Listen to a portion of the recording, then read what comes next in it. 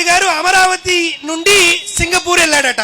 ఆ సింగపూర్ లో కూడా చంద్రబాబు నాయుడు గారు లాంటి ఒక దరిద్రుడు ముఖ్యమంత్రిగా ఉన్నాడు. అక్కడికి వెళ్ళి వారి ఇంటికి వెళ్ళాడట. చూశాడట చంద్రబాబు నాయుడు గారు, అయ్యా సింగపూర్ మంత్రి నీ ఇల్లు చాలా బాగుంది, చాలా బ్రహ్మాండంగా ఉంది నీ ఇల్లు, ఇంత బ్రహ్మాండమైనటువంటి ఇల్లు ఎలా కట్టావయ్యా అని అడిగాడంట. అయితే చంద్రబాబు నాయుడు గారిని పైకి తీసుకెళ్లి, అదిగో దూరంగా కనపడుతుంది కదా ఒక ప్రాజెక్టు, ఆ ప్రాజెక్టు కట్టేటప్పుడే పనిలో పనిగా సరిపోతుంది కదా, కమిషన్ తో ఈ ఇల్లు కట్టేశానని చెప్పాడంట. అది విని చంద్రబాబు నాయుడు గారు అమరావతి వచ్చాడు.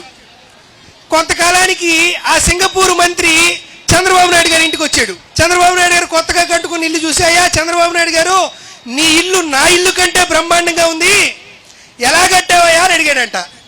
అక్కడికి తీసుకెళ్ళి, అదిగో మీకు కనపడుతుంది కదా అమరావతి, అది కట్టేటప్పుడే ఇది కడుతున్నా అన్నాడంట. అదేంటండి అక్కడ అమరావతి లేదుగా అన్నాడు.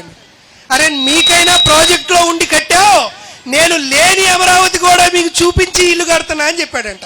అంటే అమరావతి పేరుతో చంద్రబాబు నాయుడు గారు చేస్తున్నటువంటి అవినీతికి పరాకాష్ఠకి ఇది ఒక ఉదాహరణ.